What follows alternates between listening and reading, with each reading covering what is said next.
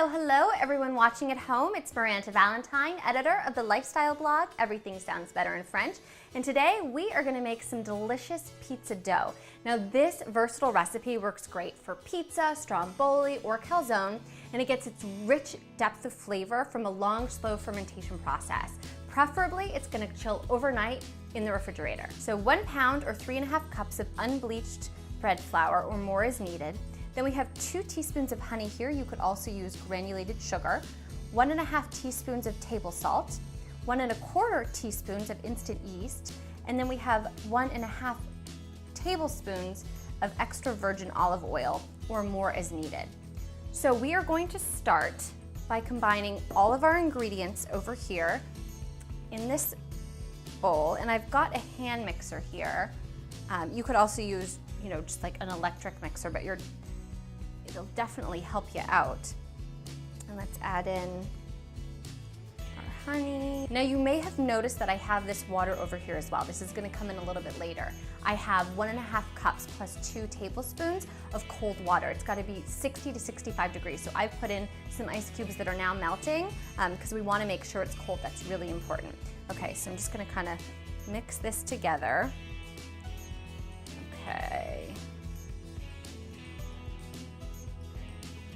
Great. So that's easy enough. You can just do that with a little spatula or spoon. And now we are going to add in the water. So you'll notice that I'm using this special little attachment, or if you have a big electric mixer, you may have like a paddle attachment, but you don't want to just use the regular, old little like whiskey attachment for this when you're making the dough.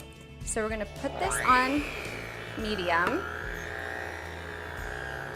And we are going to add in the water and then mix. And if you're doing this by hand, it would be like 2 to 3 minutes, but this should only take us like just 1 minute.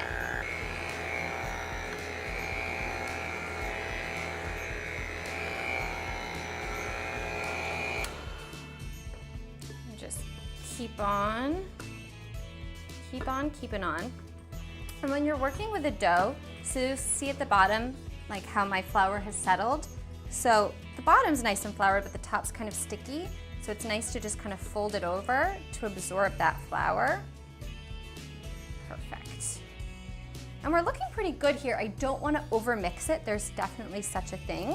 And we don't want to do that. So we have a nice ball here. So we are going to let this sit now uncovered for about 5 minutes, and then we'll come right back. Okay, so it's been 5 minutes. We've let our dough rest. It's very tired. It has a lot of work to do. And now we are going to start kneading the dough. And you will need, lots of food puns today, some extra flour and some extra water as needed to knead. And also, I'm gonna do this by hand because I just think it's so fun. Does anyone else remember the Curious George book where he was like tossing the dough? Do you remember that? I do, and so ever since then I've been fascinated with making dough. So I'm gonna do it by hand today. And because of that, I'm going to lightly flour my work surface here. You could, if you have one of those like stand mixers, or you could do it with a hand mixer, but it just takes like 2 to 3 minutes, and it's just such a fun thing to do for kids of all ages. Okay. So I'm gonna toss this over, and that's not what I want the final, product to look like. What we want it to be is like a nice ball of dough that's a little bit sticky, but more like a Post-it note. Like if we put our finger on, it would pull off like a Post-it note and just leave the tiniest layer of residue, not like this. So that means I need a little bit more flour.